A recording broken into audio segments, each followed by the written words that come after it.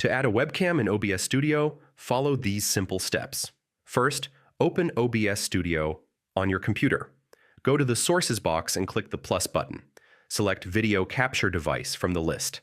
Click Create New and press OK. In the Device drop-down menu, choose your webcam, for example, built-in camera or external USB camera. Click OK to add it to your scene. Now your webcam video will appear in the preview window. If the webcam is not showing, make sure it is not being used by another application like Zoom or browser. Check that your camera drivers are installed and working properly in Windows Device Manager. You can resize and move the webcam box by dragging it in the preview screen. Right-click the webcam source to access filters like brightness, contrast, or cropping.